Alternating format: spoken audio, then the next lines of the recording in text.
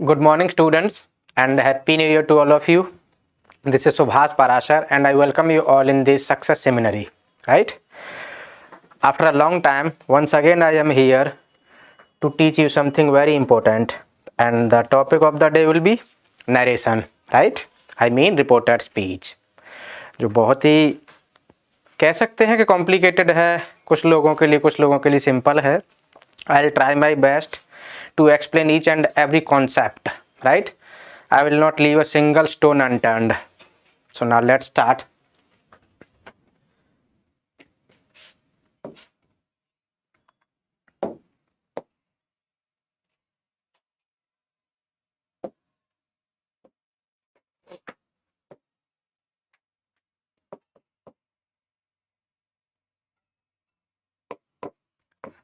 Narration, which narrates something, right? इसी को हम और दूसरे नाम से direct and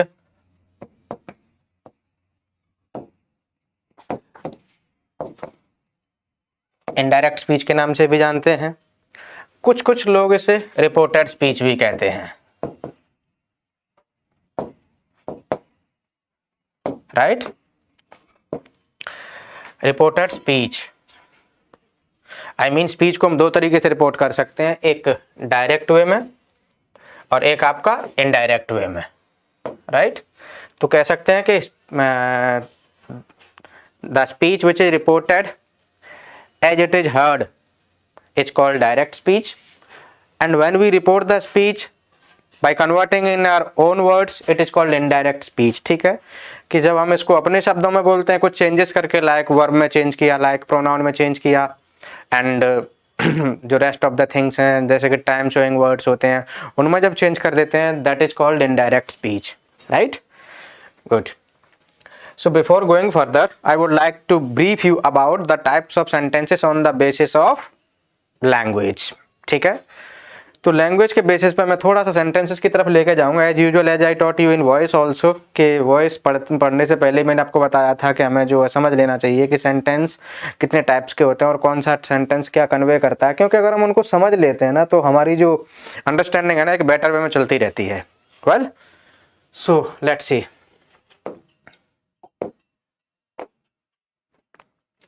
Types of sentences.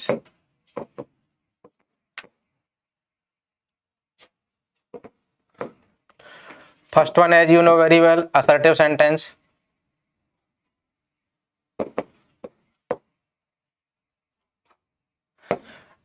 We can also call it declarative sentence.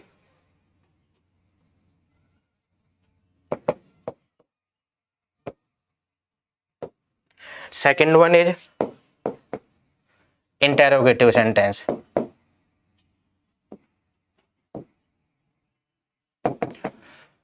Right? And third one is imperative.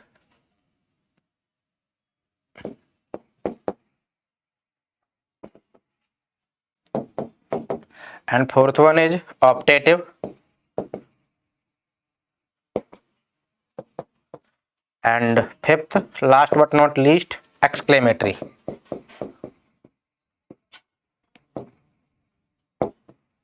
Well, तो समझते हैं. An assertive sentence is one that asserts something. I mean that gives any information. या फिर ये कह सकते हैं that declares something. जो क्या करता हो, कुछ डिक्लेयर करता हो. For example, Ram is going to Mumbai, I am teaching narration, I am teaching English. तो ये सब कैसे हैं? असर्टिव सेंटेंस है. ये असर्टिव सेंटेंस को हम दो टाइप्स में डिवाइड कर सकते हैं. आई मीन एक तो आपका इसमें अफर्मेटिव भी आता है और एक नेगेटिव भी आता है. आई मीन इन्फॉर्मेशन में भी नेगेटिव और इन्फॉर्मेशन में भी पॉजिटिव, तो कुछ भी हो सकती है. अगर इन्फॉर्मेशन पास हो रही है ना, it is simply an assertive sentence और we can call it declarative sentence, right? Interrogative, as its name convey, ask questions और inquire something. For example, how are you? ठीक है, वेयर आर यू गोइंग? तो ये सब कैसे हैं? Interrogative है. Imperative sentence is one that expresses command, request, warning etcetera, right? Optative sentence expresses personal wish. क्या चीज? पर्सनल विश वगैरह और कर्स वगैरह, जहाँ प्रेयर वगैरह को हम एक्सप्रेस करते हैं ना. For example, happy new year, ये कैसा सेंटेंस है? ऑप्टेटिव सेंटेंस है। हैप्पी बर्थडे टू यू कैसा है? ऑप्टेटिव सेंटेंस है। May you live long optative sentence है, क्योंकि यहाँ पर या तो हम जो है किसी को विश कर रहे हैं, या फिर किसी को क्या नाम है, किसी के लिए प्रे कर रहे हैं, या फिर क्या नाम है हम किसी को कर्ज भी दे सकते हैं। For example, may you all go to hell, भगवान करे तुम सभी नरक में जाओ। तो इस तरह के जो सेंटेंसेस होते हैं they all fall in the category of optative sentence. किस में आते हैं? ऑप्टेटिव सेंटेंस में आते हैं। Well now last but not least, which is exclamatory sentence. Exclamatory sentence it's which kind of sudden feelings क्या होती है? sudden feelings होती है। it may be joy, it may be sorrow, it may be some sadness, कुछ भी हो सकता है। I mean cheerfulness भी हो सकती है, right? For example, hurrah we have won the match, bravo I mean appreciation भी हो सकता है, right? So such kind of sentences fall in the category of exclamatory sentence. I think it's enough about sentence. Now we should further move on the topic, and the topic is narration, right? तो चलिए सबसे पहले हम देख लेते हैं कि direct speech होती क्या है। जैसा कि मैंने अभी बताया तो था,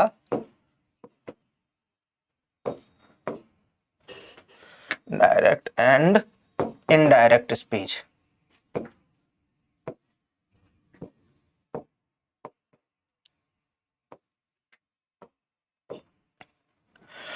Direct speech, as I told you, a speech which is reported as it was heard. A speech which is reported as it was heard is called direct speech, right? यानी कि ऐसी स्पीच जिसे ज्यों का त्यों हमने बोल दिया, स्पीकर के एक्चुअल वर्ड्स को जब हम बोल देते हैं ना वैसे ही तरीके से बिना कुछ चेंजेस किए, वो कहलाता है डायरेक्ट स्पीच। जैसे कि Ram said I am going to school, right? ये क्या है आपका? ये जो है डायरेक्ट स्पीच है, क्योंकि हमने इसमें कोई चेंज नहीं किया, राम के एक्चुअल वर्ड्स हैं ये, ठीक है। अब बात करते हैं इनडायरेक्ट स्पीच की। तो indirect speech, a speech which is reported in our own words by making some changes in subject, verb, tense etcetera, right? जैसे इसी को देखते हैं, राम said that, यानी कि अब हम क्या करेंगे, अपने खुद के शब्दों में बता रहे हैं। कॉमा हटाना है मुझे क्योंकि दोनों क्लॉजेस को जोड़ना है। अच्छा, हम पहले सबसे पहले ये भी समझ लेते हैं, ये जो पार्ट होता है ना, ये रिपोर्टिंग वर्ब कहलाता है। क्या कहलाता है? रिपोर्टिंग वर्ब कहलाता है, राइट? और आपका ये जो पार्ट है ये रिपोर्टेड स्पीच कहलाता है। क्या कहलाता है? रिपोर्टेड स्पीच कहलाता है। तो पहले तो आप ये समझ लीजिए, यानी कि इन्वर्टेड कॉमा के अंदर वाला जो पार्ट होता है ना, वो रिपोर्टेड स्पीच कहलाता है, while the part which is apart from which is out of the inverted comma, ये आपका रिपोर्टिंग वर्ब कहलाता है, ठीक है। और ये भी पॉसिबल है कि ये वाला पार्ट हो सकता है इधर आ जाए, तो प्लेसमेंट का कोई ज्यादा मैटर नहीं है, ठीक।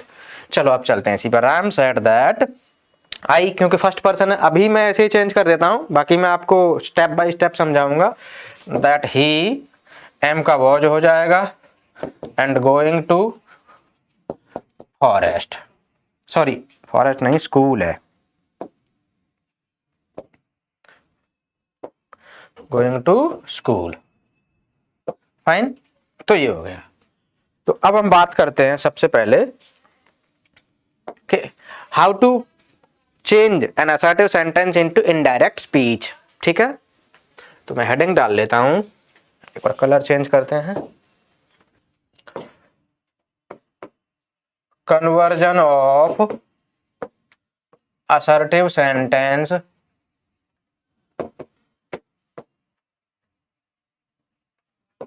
Into indirect speech.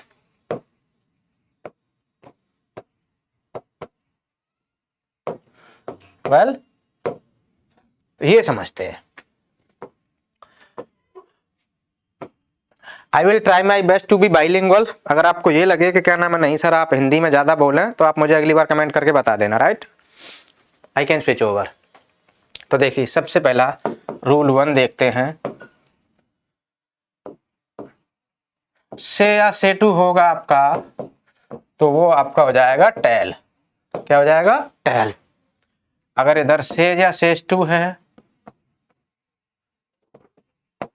तो वो आपका टेल्स हो जाता है। क्या हो जाता है? टेल्स हो जाता है।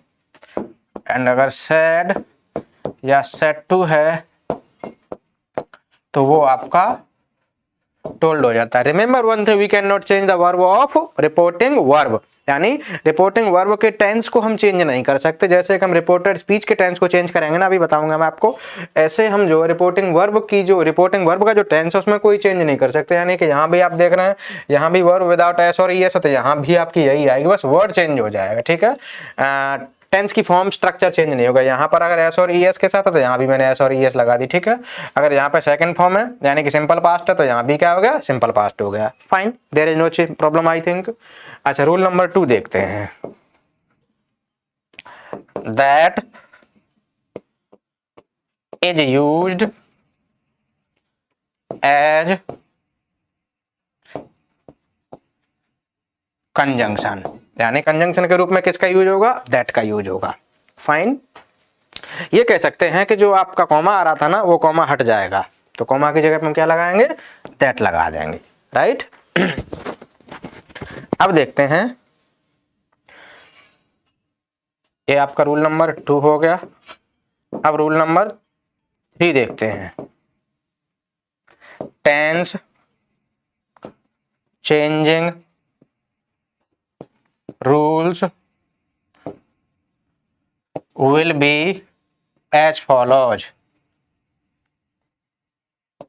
यानी कि टेंस चेंजिंग रूल्स किस तरीके से होंगे वो मैं आपको बताता हूं अभी। तो देखिए, इधर देखते हैं डायरेक्ट, एंड इधर आपका इनडायरेक्ट।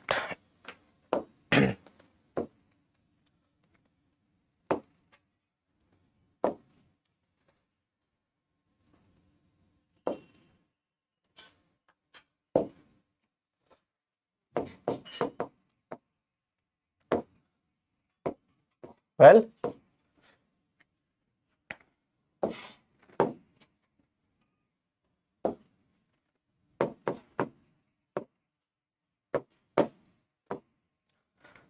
अगर यहां पर आपका सिंपल प्रेजेंट है, क्या है? सिंपल प्रेजेंट है, तो यहां पर आपका सिंपल पास्ट हो जाएगा। क्या हो जाएगा? Simple past. सिंपल वे में अगर हम देखें तो अगर यहां पर आपका डोंट या डजंट आ रहा है तो ये आपका यहाँ पर डिंट हो जाएगा। क्या हो जाएगा? Didn't. Remember, we don't call it didn't, it is didn't. Fine.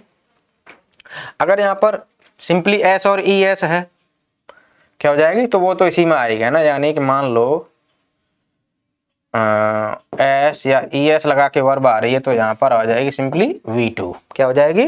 Simply V2। और समझना है, तीसरा एक और कह सकते हैं कि अगर प्रेजेंट इंडेफिनिट सेंटेंस है तो बात तो वैसे वही की वही है, बट फिर भी मैं करे तो यहाँ क्या हो जाएगा? Past indefinite. क्या हो जाएगा? पास्ट इंडेफिनिट हो जाएगा। वेल, ये हो गया आपका एक। अब बात करते हैं हम दूसरे की। दूसरा आता है हमारा प्रेजेंट कंटिन्यूअस। क्या चीज? Present continuous. अच्छा, एक चीज याद रखना, ये जो मैंने सिंपल प्रेजेंट लिखा है ना, इसमें यहां पर आप क्या कर लोगे, यहां पर हो सकता है कि एज एम आर में से भी कुछ हो सकता है। ठीक है, सिंपल प्रेजेंट में तो यहां पर क्या हो जाएगा? सिंपली वॉज या वर हो जाएगा। क्या हो जाएगा? वॉज वर हो जाएगा। खैर, अब बात करते हैं प्रेजेंट कंटिन्यूअस की। तो प्रेजेंट कंटिन्यूअस हो जाएगा आपका पास्ट कंटिन्यूअस। क्या हो जाएगा? Past continuous. यानी कि यहां पर अगर आपके एज एम आर आई है और वर्ब की फोर्थ फॉर्म आई है, देख लो, is am are plus V4 अगर आया है तो यहां पर आपका हो जाएगा वॉज वर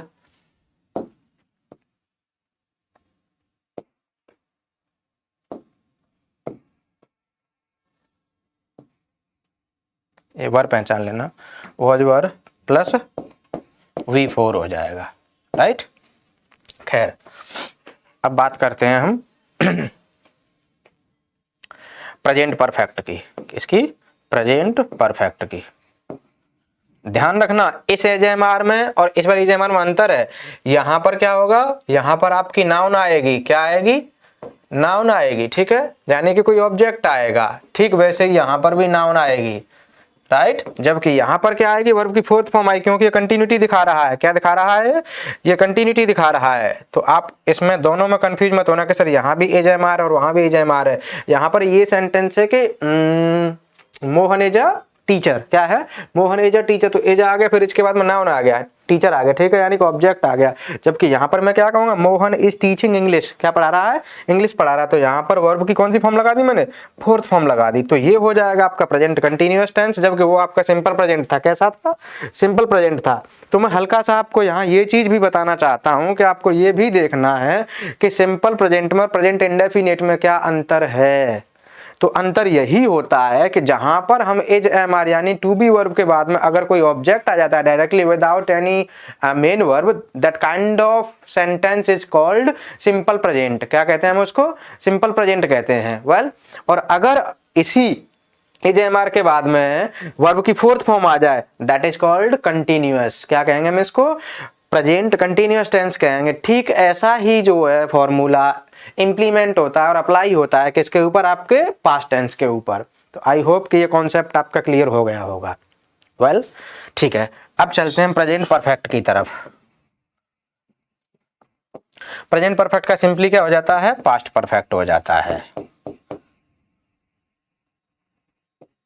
क्लियर हो गई बात? यानी कि अगर आपका यहां पर हैज या हैव में से कोई एक आया हो प्लस वर्ब की थर्ड फॉर्म आई हो, तो यहाँ पर क्या हो जाएगा? Simply had plus V3। क्या हो जाएगा?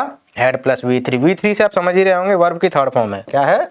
वर्ब की थर्ड फॉर्म है। वेल, अब बात करते हैं आपका प्रेजेंट परफेक्ट कंटिन्यूअस टेंस। एक बार कंटिन्यूअस की स्पेलिंग भी सीख लेना, CONTINUOUS, ठीक है, क्योंकि बहुत सारे बच्चों को नहीं आती। तो इसका हो जाएगा आपका past perfect continuous, CONTINUOUS। Well, ये पास्ट परफेक्ट कंटिन्यूअस है। यानी कि अगर आपका इधर हैज बीन या हैव बीन में से कोई एक आया हुआ हो, तो यहाँ पर क्या हो जाएगा? सिंपली हैड बीन हो जाएगा। क्या हो जाएगा? हैड बीन हो जाएगा। वेल, यहां तक किसी को कोई प्रॉब्लम नहीं है? चलो नेक्स्ट अब बात करते हैं हम प्रोनाउन चेंजिंग की। किसकी? अभी तो खैर यही चल रहा है, टेंस चेंजिंग चल रहा है, तो टेंस चेंजिंग ही देख लेते हैं। अगला था आपका इसी सीरीज में सिंपल पास्ट। सिंपल पास्ट का होता है पास्ट परफेक्ट में। किसमें हो जाता है? पास्ट परफेक्ट में। अच्छा, कुछ एक केसेस में ऐसा भी होता है कि सिंपल पास्ट ही रह जाता है, ठीक है, तो वो होता कभी कभी। लेकिन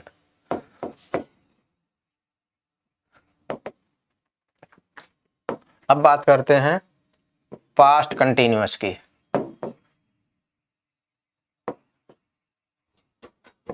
पास्ट कंटिन्यूअस का पास्ट परफेक्ट कंटिन्यूअस किसमें होगा? पास्ट परफेक्ट कंटिन्यूअस में होगा। फाइन। अब पास्ट परफेक्ट नो चेंज, यानी कि कोई चेंज नहीं होता। पास्ट परफेक्ट कंटिन्यूअस टेंस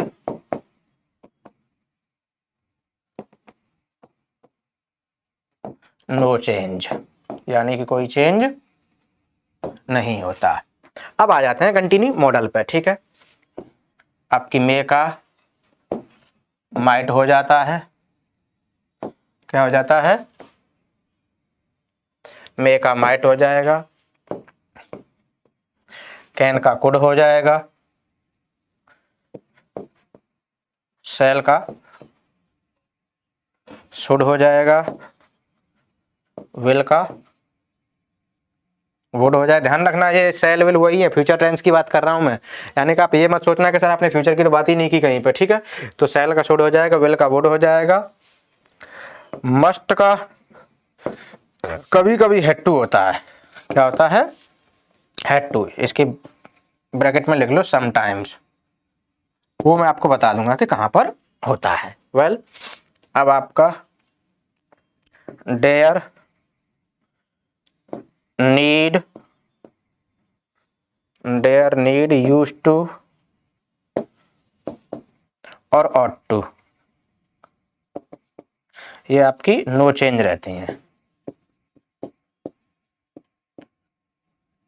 ठीक है। अगर मॉडल के रूप में है तो किसके रूप में है, अगर मॉडल के प्लेस पे यूज हुए हैं आपकी dare and used to and here need and ought to, तो इनमें कोई चेंजेस नहीं होगा। और भी हैं कुछ, आगे आगे देखते हैं वो कौन कौन सी हैं। जैसे कि आपकी कुड, माइट, शुड, वुड, इनमें भी कोई चेंज नहीं होगा, ठीक है। तो काउंट करो कितनी मॉडल्स हो गई, एक बार काउंट करते हैं, 1 2 3 4,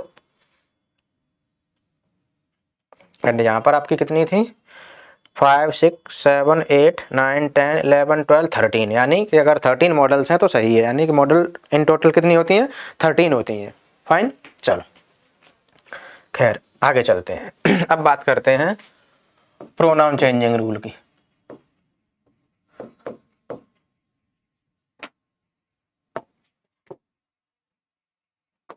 आई थिंक ये हमारा रूल नंबर 3 या 4 है, रूल नंबर 4 होगा शायद, ठीक है। तो प्रोनाउन चेंजिंग की बात करते हैं।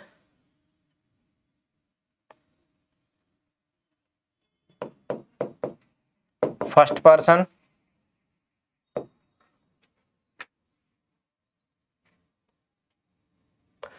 Subject of reporting verb, RV का मतलब क्या है, रिपोर्टिंग वर्ब, यानी रिपोर्टिंग वर्ब के सब्जेक्ट के अकॉर्डिंग।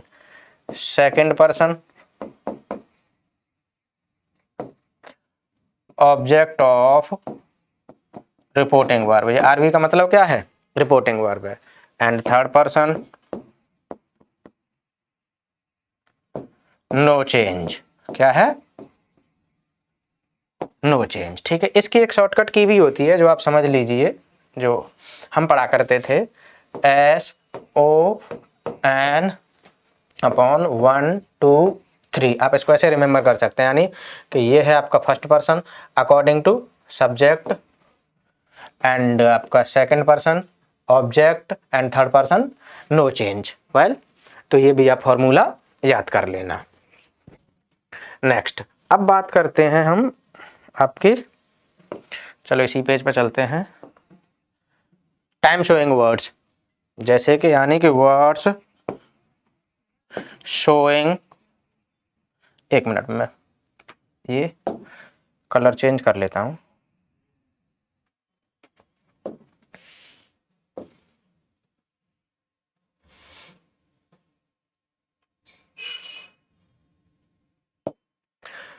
वर्ड्स शोइंग टाइम या showing nearness, change into distance, यानी ऐसे वर्ड जो नियरनेस शो करते हैं, जैसे दिस टुडे, और आपका क्या नाम है हैंड्स, और आपका हियर, ये इस तरह के जो वर्ड्स होते हैं ना वो डिस्टेंस में चेंज हो जाते हैं ना, डिस्टेंस शोइंग करने वाले वर्ड्स में चेंज हो जाते हैं। फॉर एग्जांपल यहाँ डाल लेते हैं हम डायरेक्ट, और यहाँ डालते हैं इनडायरेक्ट। तो अगर यहाँ पे दिस आ रहा है तो क्या हो जाएगा, यहाँ पे दैट हो जाएगा, ठीक है। यहाँ दीज आ रहा है तो यहाँ पर दोज हो जाएगा, अभी अभी सीबीएसई के एग्जाम में आपने देखा होगा, यही इसी बेस पर एक क्वेश्चन आया हुआ था, that he propose to finish it by the end of that day, यानी कि वहाँ दिस का दैट होना था, but most of the student couldn't understand, so they didn't write that, they wrote only this. तो ये इस तरह की मिस्टेक मत करना, मैं अभी जब एग्जाम्पल दूंगा ना तब आपको एक एक को बिल्कुल डीपली समझाऊंगा। वेल तो खैर चलिए, this that these those today, that day,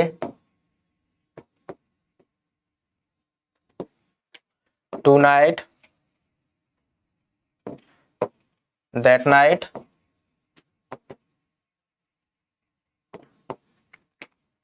yesterday, the previous day,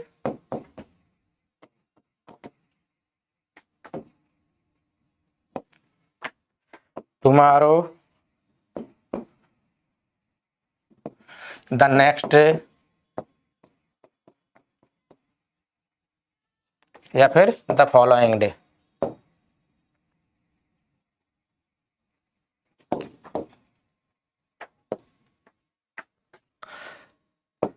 कम का गो कभी कभी होता है, यानी समटाइम्स लिख लेना, ठीक है।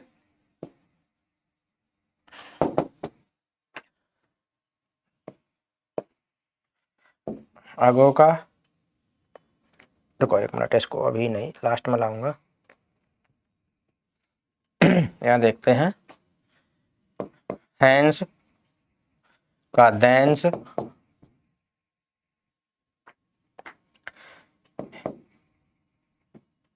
हियर का देयर, और इसका एक एंसेंट वर्ड, आर्केक वर्ड जिसे कहते हैं हिदर, इसका मतलब होता है इधर। क्या मतलब होता है? इधर। तो इसका हो जाएगा थिदर। क्या हो जाएगा? थिदर।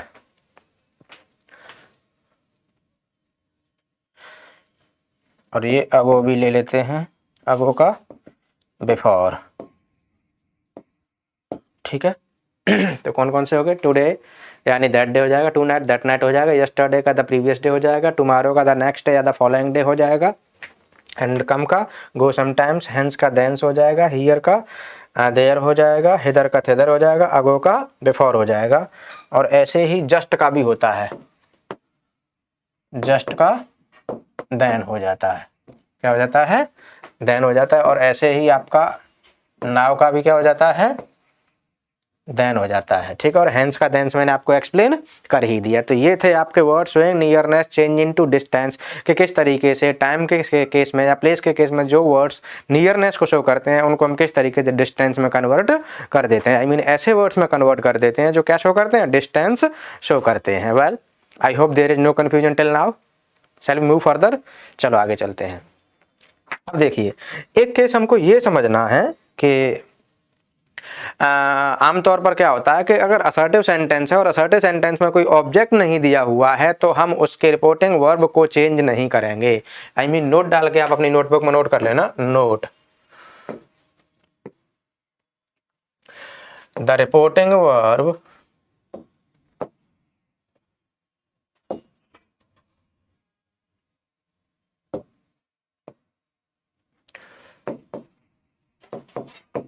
the reporting verb said will not be changed, यानी कि इसको ऐसे लिखो, रुको नहीं तो कंफ्यूज हो जाओगे आप लोग।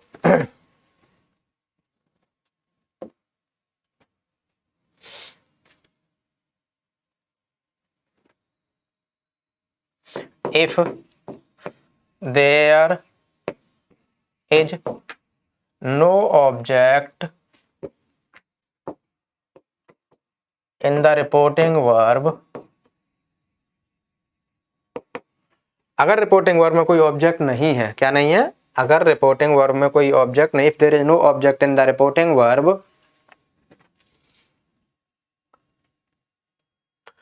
The verb will not change, will not be change कर लो इसको, यानी कि जैसे कि मैं से को टेल में बता था, सेज को टेल्स में बता रहा था, सैड को टोल्ड में बता रहा, इस तरीके से कोई चेंज नहीं होगा, राइट। अच्छा, नोट नंबर 2, ये था आपका नोट नंबर 1 और ये है आपका नोट नंबर 2। यानी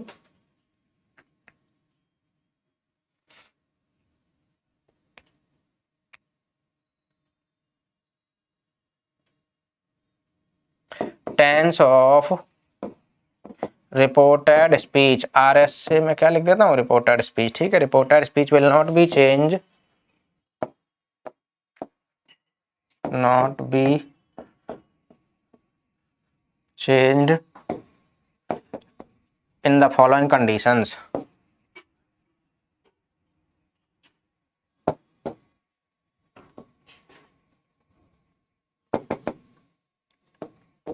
यानी फॉलोइंग कंडीशंस में जो है रिपोर्टेड स्पीच का टेंस चेंज नहीं होगा। वो कौन सी है, देखिए सबसे पहली है हमारी यूनिवर्सल ट्रुथ हो, कोई क्या हो, यूनिवर्सल ट्रुथ हो, या फिर दूसरा आपका क्या हो, हैबिचुअल फैक्ट हो, क्या हो, कोई हैबिचुअल, कुछ साथ साथ समझते भी जाइए कि होता क्या है। यूनिवर्सल ट्रुथ जो है इंडिया में भी वैसा ही है और अमेरिका में भी वैसा ही। For example the sun rises in the east, right. तो ये क्या है, यूनिवर्सल फैक्ट है। The earth moves around the sun, ये क्या है, यूनिवर्सल फैक्ट है, ठीक है। तो ये जितने भी यूनिवर्सल फैक्ट्स हैं या यूनिवर्सल ट्रुथ्स हैं, उनको जो हम जब कन्वर्ट करेंगे तो उसके टेंस में और उसके टाइम शोइंग वर्ड्स में कोई चेंज नहीं होता है। वेल, अच्छा, हैबिचुअल फैक्ट की बात करते हैं। तो ऐसी हैबिट्स जो चेंज ही नहीं होती, जो लोगों की हैबिट बन चुके हैं, यानी ऐसे लोगों की आदत में जिनको हम चेंज नहीं कर सकते और वो खुद भी चेंज नहीं कर पाए, उन्हें हम हैबिचुअल फैक्ट्स कहते हैं। For example the dogs bark at the strangers, dogs क्या करते हैं, स्ट्रेंजर्स के ऊपर बार्किंग करते हैं। कोई चेंज कर सकता, नहीं कर सकता। तो बस वही चीजें हैं। थर्ड है आपका प्रोवर्ब। क्या चीज, proverb. We can not change a proverb. For example all that glitters is not gold और डायमंड, यानी कि हम प्रोवर्ब को चेंज नहीं कर सकते, प्रोवर्ब के टेंस को चेंज नहीं कर सकते। एक इसमें हिस्टोरिकल फैक्ट भी आ जाता है। क्या आता है, हिस्टोरिकल फैक्ट।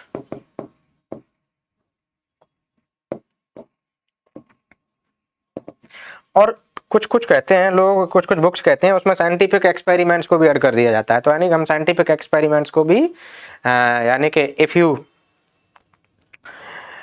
हीट वाटर, अगर आप वाटर को क्या करते हैं, हीट करते हैं तो इट बॉइल्स, तो ऑब्वियसली बॉयल होगा, तो हम उसका कुछ भी नहीं कर सकते, ठीक है। तो इस तरीके से ये कुछ चीज़ें हैं यानी कि यूनिवर्सल ट्रुथ हो गया आपका, और आपका हैबिचुअल फैक्ट हो गया, या फिर आपकी प्रोवर्ब हो गई, या फिर आपके हिस्टोरिकल फैक्ट्स हो गए। तो इन केसेस में हम जो है रिपोर्टेड स्पीच के टेंस को चेंज नहीं कर सकते हैं। फाइन, अब कुछ एग्जांपल्स देख लेते हैं हम।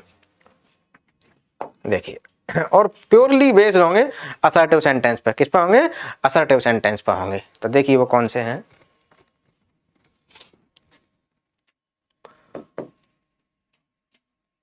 Mohan said to Sohan, I am not going to school today. Fine, यानी कि मोहन ने सोहन से कहा कि वो आज स्कूल नहीं जा रहा है। तो देखिए अब कैसे चेंज करें। ये वाला पार्ट हमारा क्या कहलाता है, मैंने पहले बताया था आपको, we call it reporting verb. क्या कहते हैं, रिपोर्टिंग वर्ब। और इस वाले पार्ट को हम क्या कहते हैं, रिपोर्टेड स्पीच कहते हैं। क्या कहते हैं, रिपोर्टेड स्पीच कहते हैं।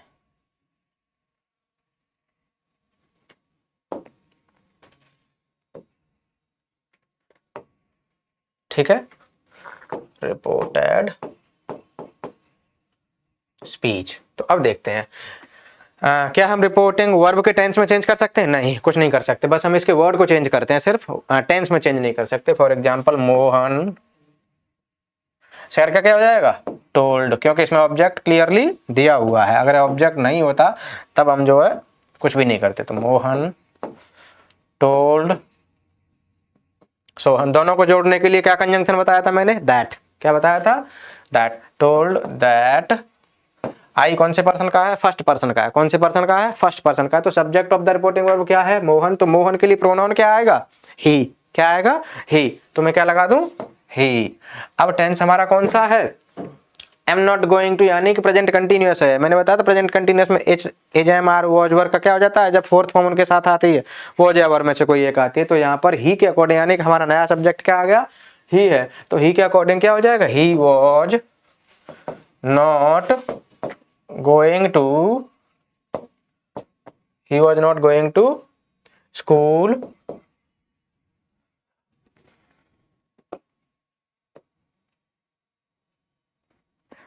और टुडे का क्या हो जाएगा? That day. क्या हो जाएगा? That day. कोई कंफ्यूजन यहां तक? I hope there is no confusion, right. और एग्जाम्पल देखिए, सीता said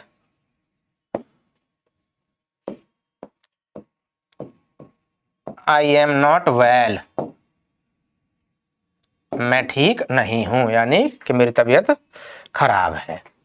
वेल, अब यहां थोड़ा सा समझने की कोशिश करना। चलो ये तो कर ही था, इसमें कोई प्रॉब्लम नहीं है। एक प्रॉब्लमैटिक सेंटेंस वो बताऊंगा आपको। तो देखिए, सीता, मैंने बता ही दिया था कि जब हमारे पास ऑब्जेक्ट नहीं होता तो हम सैड को टोल्ड में कन्वर्ट कर ही नहीं सकते, ठीक है। तो सीता सैड दैट, वही फिर से फर्स्ट पर्सन है। सीता के लिए क्या आ जाएगा? आई फर्स्ट पर्सन है, सीता के अकॉर्डिंग आएगा, क्योंकि रिपोर्टिंग वर्ब का सब्जेक्ट क्या है? सीता है। तो क्या आ जाएगा यहाँ पर? सी। ठीक है। एम का क्या हो जाएगा? वॉज। जैसा कि मैंने बताया था सिंपल पास्ट का टेंस है, नॉट वेल। जिस सेंटेंस की मैं बात कर रहा था ना, थोड़ा सा प्रॉब्लम क्रिएट करता है बच्चों के लिए, वो समझना आप। जैसे कबीर सैड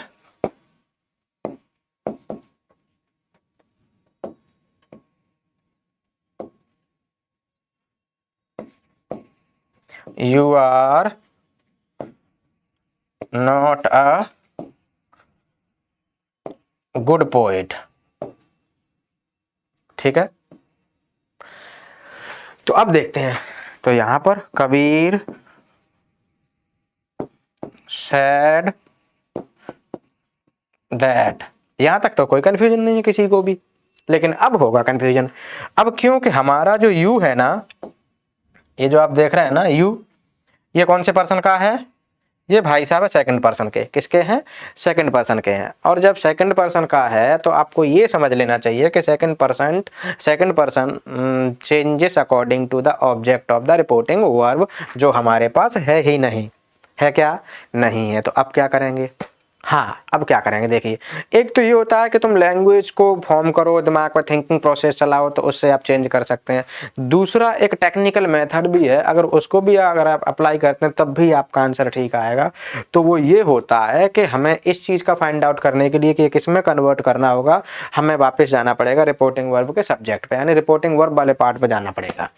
तो हमारे रिपोर्टिंग वर्ब में ऑब्जेक्ट नहीं है, तो उस केस में हम क्या करेंगे, हम देखेंगे कि रिपोर्टिंग वर्ब का सब्जेक्ट क्या है।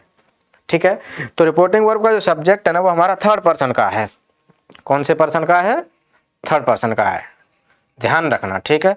तो अगर हमारे रिपोर्टिंग वर्ब का रिपोर्टिंग वर्ब का सब्जेक्ट जो है थर्ड पर्सन का होता है, तो हमारे पास एक स्कोप है, एक मेथड है, वो ये है कि हम इमेजिन करेंगे कोई भी ऑब्जेक्ट, और वो किसका हो? फर्स्ट पर्सन का होना चाहिए। किसका होना चाहिए? फर्स्ट पर्सन का। कब होना चाहिए? जब हमारा सब्जेक्ट जो है थर्ड पर्सन का है, तो रिपोर्टिंग वर्ब का ऑब्जेक्ट जो है हम मानते हैं कौन से पर्सन का? फर्स्ट पर्सन का। And you know very well कि रिपोर्टिंग वर्ब के जो ऑब्जेक्टिव केस होते हैं फर्स्ट पर्सन के, वो दो ही होते हैं। एक तो होता है हमारा मी और एक होता है हमारा अस। ठीक है। तो अब हम इनमें से यूजुअली हम सिंगुलर ही लेंगे। ठीक है। तो मान लेते हैं कि हमने क्या ले लिया? मी ले लिया। क्या ले लिया? इधर हम मी ले लेते हैं। ठीक है। अब देखिए, अब मी ले लिया तो क्या हो जाएगा? मी के अकॉर्डिंग अब चेंज करो इसको, तो मी का सब्जेक्टिव केस निकल के क्या आएगा? ये बहुत ही कॉम्प्लिकेटेड टर्म है जिसे कोई नहीं बताता। I am sure that no book can tell you, कोई भी बुक इस तरीके से एक्सप्लेन नहीं करती। आप कितनी भी दुनिया भर की बुक पढ़ लेना। ठीक है। ये कुछ मैन मेड एक्सपेरिमेंट्स हैं जो हम लोगों ने किए हैं, तो वो मैं आज आपको बता रहा हूँ। तो सेकंड पर्सन है, ऑब्जेक्ट के अकॉर्डिंग होगा, ऑब्जेक्ट है नहीं, तो हम क्या करेंगे कि देखेंगे रिपोर्टिंग वर्ब का सब्जेक्ट जो थर्ड पर्सन का है, तब हम इमेजिन करेंगे फर्स्ट पर्सन का कोई भी ऑब्जेक्टिव केस। तो फर्स्ट पर्सन का ऑब्जेक्टिव केस जो मैंने इमेजिन किया है वो है हमारा मी। क्या है? मी है, ठीक है। अब मी के अकॉर्डिंग इसको जब चेंज करेंगे तो यहाँ पर क्या हो जाएगा आई, क्योंकि मी का सब्जेक्टिव केस क्या होता है, आई होता है। अब आराम से कर सकते हो आप, नए आई के हिसाब से लगा दीजिए। आर है तो क्या हो जाएगा यहाँ पर, was not a good poet, ठीक है। तो ये इस तरीके से आपका बनेगा। आई होप कि ये कॉन्सेप्ट आपको अच्छा लगा होगा और समझ भी आ गया होगा और आप आगे से कहीं कंफ्यूज नहीं होंगे इसमें।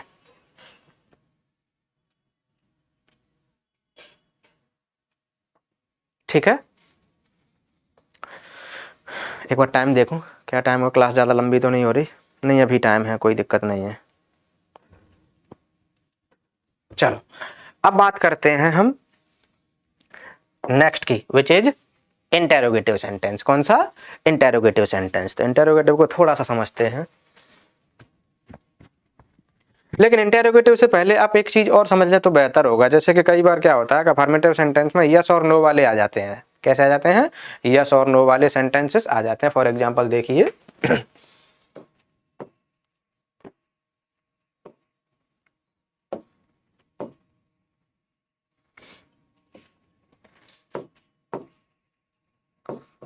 Sonika said to Monika,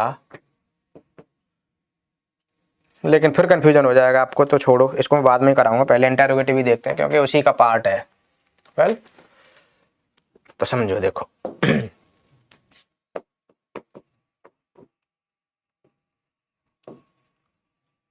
interrogative sentence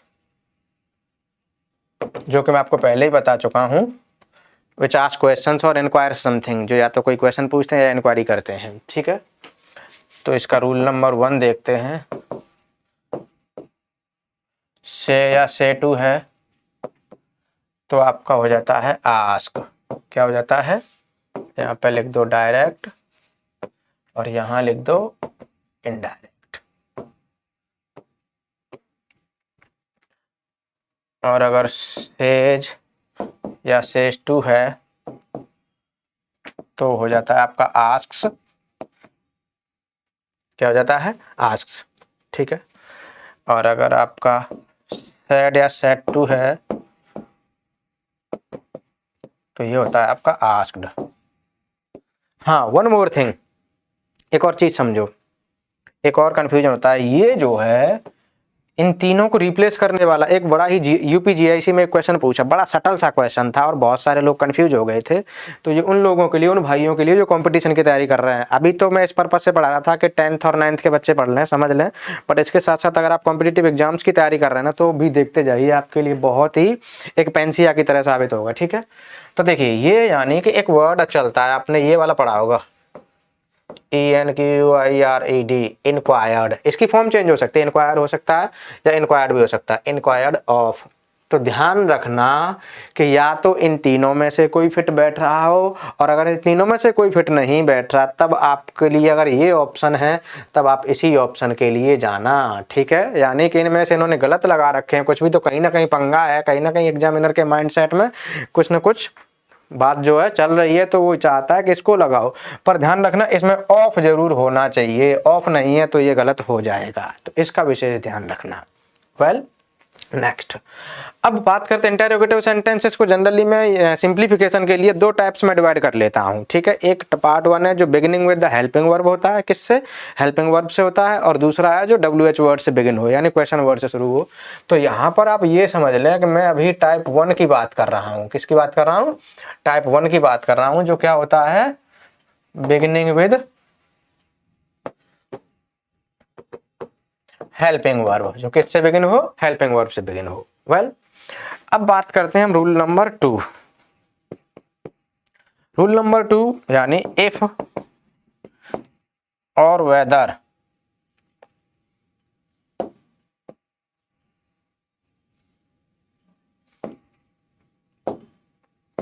WHETHER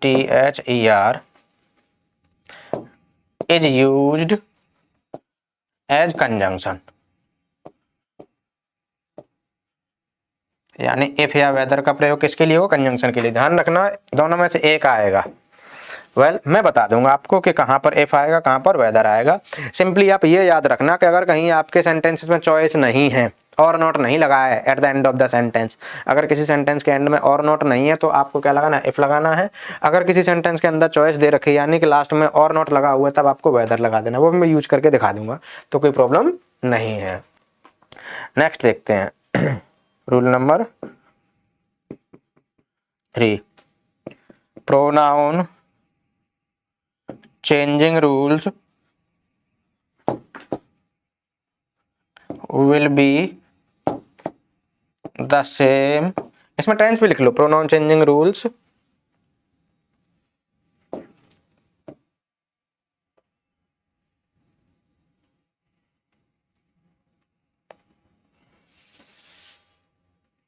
इसी में लिख देता हूं मैं, pronoun and tense changing rules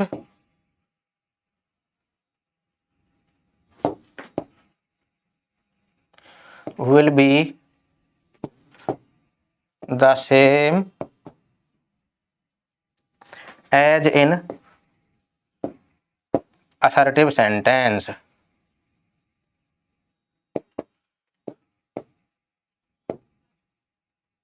Hindi medium वाले सुन लीजिए कि प्रोनाउन और टेंस चेंजिंग रूल्स ठीक वैसे ही रहेंगे जैसे कि मैंने असर्टिव सेंटेंस में बताए थे, तो आपको कुछ भी डरने की कोई कोशिश नहीं है, कोई प्रॉब्लम नहीं है। वेल चलो नेक्स्ट चलते हैं। प्रोनाउन चेंज हो गया, टेंस चेंज हो गया, अगला है रूल नंबर 4 है आपका फुल स्टॉप, या फिर पीरियड कह लेते हैं आप इसको,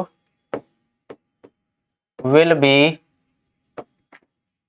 used at the place of question mark, यानी क्वेश्चन मार्क की जगह पे क्या आएगा, फुल स्टॉप आएगा। क्या आएगा, फुल स्टॉप आएगा। और रूल नंबर 5 देखते हैं, the structure of the sentence will B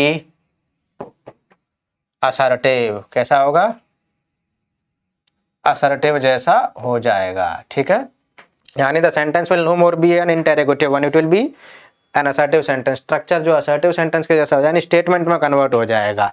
किस में कन्वर्ट हो जाएगा, स्टेटमेंट में कन्वर्ट हो जाएगा। ठीक है, तभी तो मैंने बताया कि फुल स्टॉप लगेगा। क्या लगेगा, फुल स्टॉप लगेगा। तो यहाँ पर लिख लो चाहो तो फुल स्टॉप। ठीक, अब देखते हैं एक एग्जाम्पल कि कहाँ कहाँ प्रॉब्लम्स आ सकती हैं। तो पहला एग्जाम्पल है, सीता सेड टू गीता। सीता ने गीता से कहा,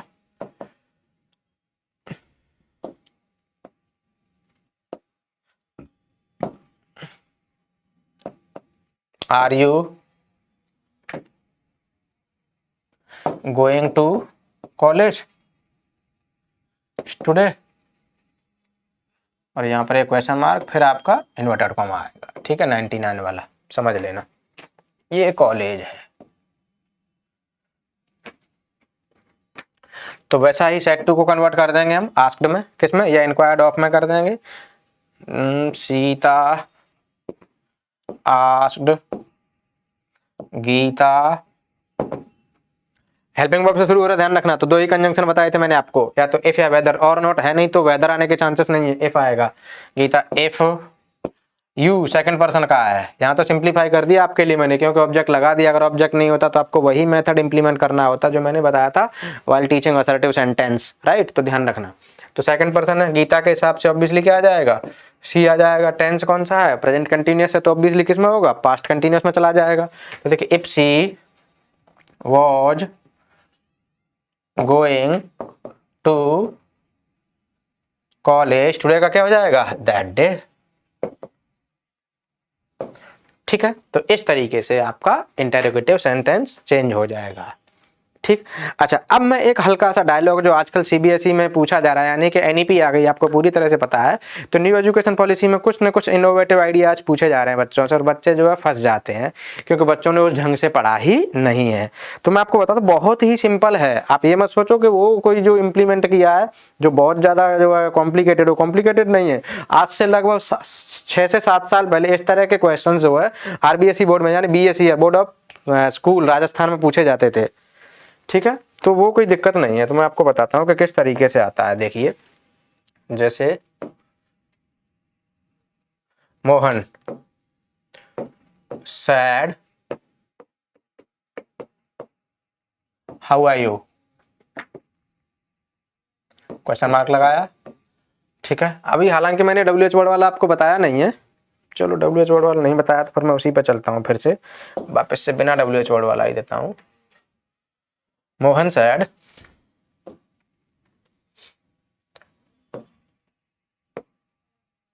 are you going to market. तो इधर सोहन क्या कह रहा है, देखिए सोहन, यहाँ पे आपका क्या आ जाएगा, कॉलन आ जाएगा। वहां भी कॉलन वाला ही देखते हैं फिर समझो, ताकि आपको कोई प्रॉब्लम नहीं हो।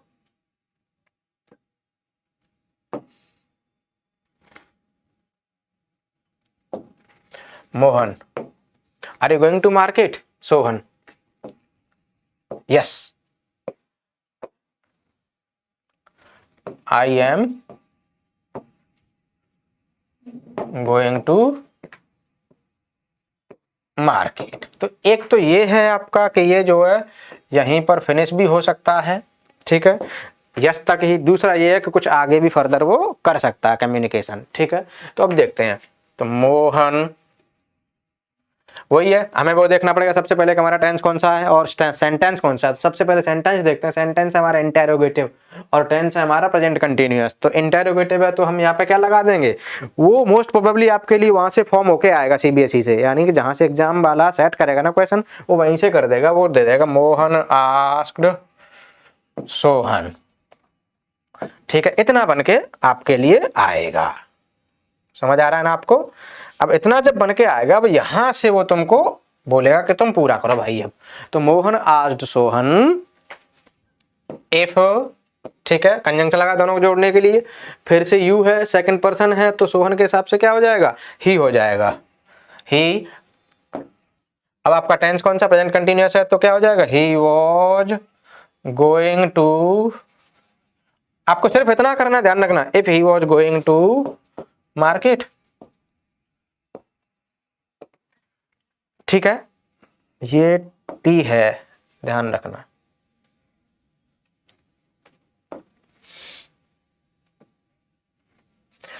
अब आगे देखिए, सोहन रिप्लाइड, सोहन रिप्लाइड। इसके 2-3 तरीके होते हैं, दोनों में से जो आपको पसंद आए ना वो आप अप्लाई कर लेना। ठीक है, सोहन रिप्लाइड पॉजिटिवली,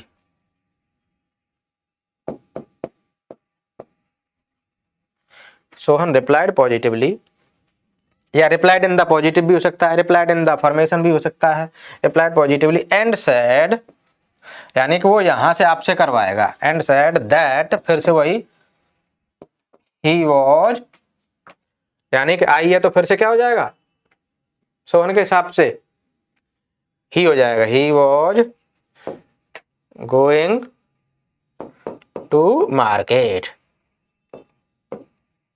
ठीक है, तो ये इस तरीके से चेंज हो जाएगा। आई होप कि आपको सेशन बहुत अच्छा लगा होगा। Kindly like, share and subscribe my channel. Thank you and once again happy new year. Stay fit, stay healthy, bye bye.